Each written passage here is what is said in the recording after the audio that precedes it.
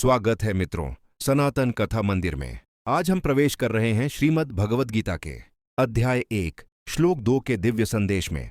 यह वह क्षण है जहां युद्ध भूमि केवल शस्त्रों का नहीं बल्कि मन, कर्तव्य और धर्म का रण बन चुकी है।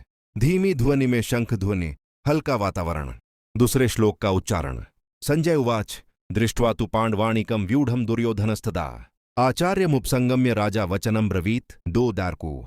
श्लोक का सरल भावार्थ। संजय कहते हैं, जब दुर्योधन ने पांडव सेना को संगठित और रण में व्यवस्थित खड़े देखा तो वह चिंतित हो उठा और वह अपने गुरु द्रोणाचार्य के पास गया और गंभीर स्वर में बोला, कल्पना कीजिए, सूरज अभी निकला है, कुरुक्षेत्र की विशाल भूमि पर धूल उड़ रही है, घोड़ों के खुरों की आवाज, रथों की खनखनाहट, योद्धाओं की गर्जना, सब एक असाधारण तनाव बना रहे हैं।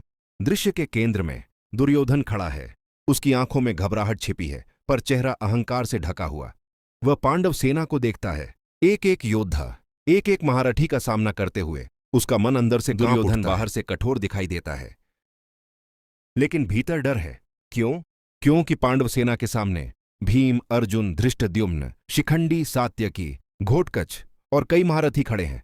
हर तरफ से उसे धर्म और अन्याय की लड़ाई का एहसास होने लगता है। यहीं पर महाभारत का मनोवैज्ञानिक खेल शुरू होता है। दुर्योधन तेजी से चलता हुआ द्रोणाचार्य के समीप पहुंचता है। क्यों द्रोण? क्योंकि द्रोणाचार्य वही गुरु हैं जिन्होंने पांडवों को भी शिक्षा दी और कौरवों को भी। दुर्योधन जानता है, यदि किसी से अपनी असुरक्षा छुपा सकता है तो वह द्रोण है। वह कहता है, गुरुदेव देखिए, पांडवों की सेना कितनी विशाल और संगठित है। यह शब्द उसके मन की घबराहट को साफ कर देते हैं। इस श्लोक का सबसे बड़ा संदेश युद्ध से पहले की मानसिक स्थिति है। महाभारत की शुरुआत तलवार से नहीं होती, मन से होती है।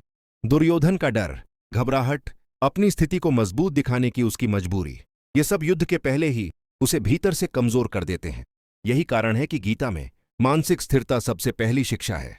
यह श्लोक हमें बताता है, बाहर से चाहे हम कितने भी मजबूत दिखें, लेकिन भीतर का डर हमें हरा सकता है।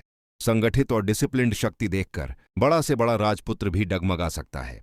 जीवन का हर युद्ध पहले मन में जीता जाता है। ये सिर्फ दुर्योधन की कहानी नहीं, ये हमारी भी कहानी है।